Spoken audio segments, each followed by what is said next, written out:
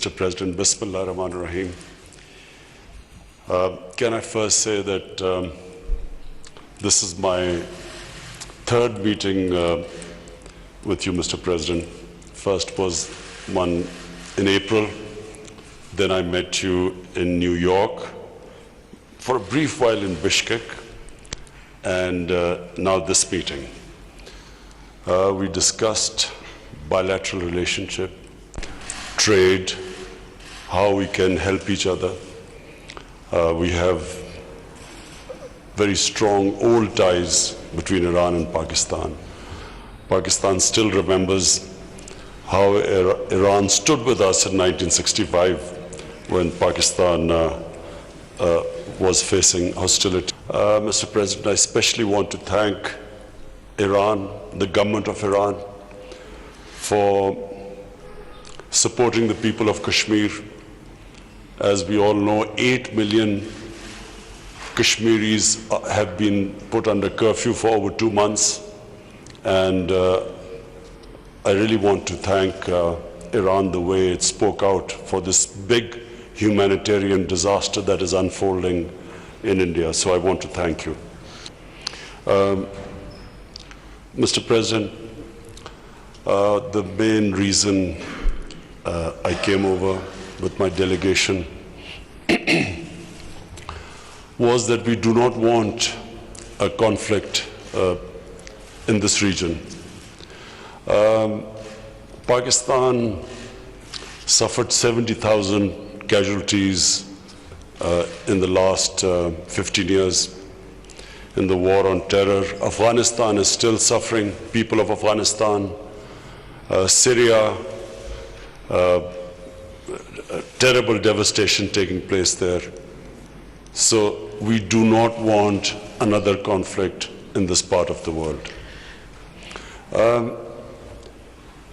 Mr. President, we have Iran is our neighbor. Ties with Iran go a long way back. Saudi Arabia has been one of our closest friends. Saudi Arabia has helped us when we have needed, when we have been in need. And so the reason for this trip, that we do not want a conflict between Saudi Arabia and Iran. We recognize that it's a complex issue. We recognize that. But we feel that this can be resolved through dialogue. But what should never happen is a war between Saudi Arabia and Iran, because this will not just affect this whole region. Our two brotherly countries will be affected, but this will cause poverty in the world. Oil prices will go up.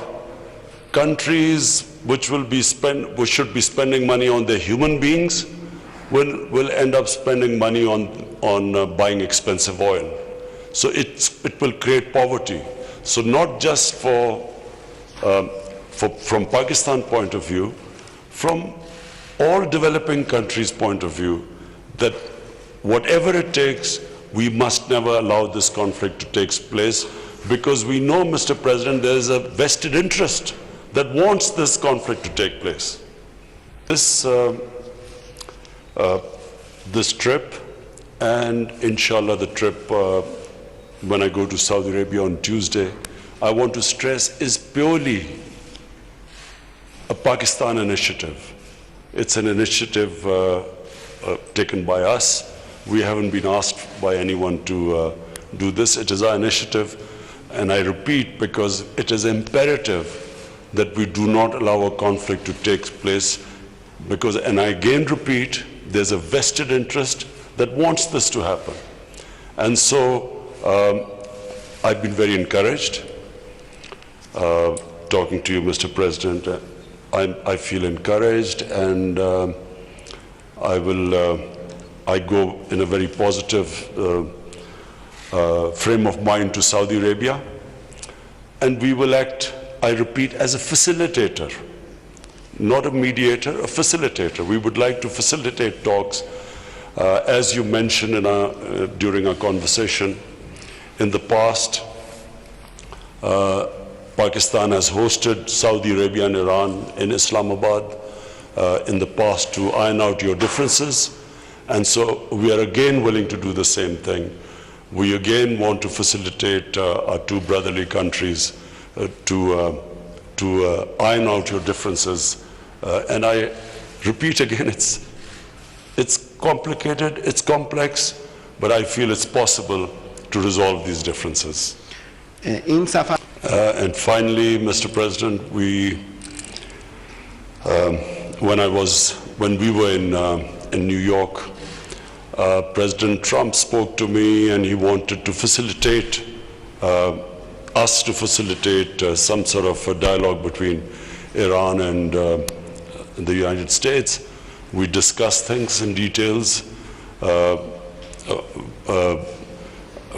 know again there are difficulties involved, but again we will whatever we can do to facilitate this dialogue so that the sanctions are lifted and a nuclear deal is signed between the two countries. Again, whatever we can do, we will happy to facilitate, but we discussed in details the issues involved, and we recognize that Iran has certain issues about it. So this is an ongoing process, and if we can help, we will be willing to facilitate in the future. And thank you very much, Mr. President, and I look forward to meeting His Eminence Ayatollah Khamenei.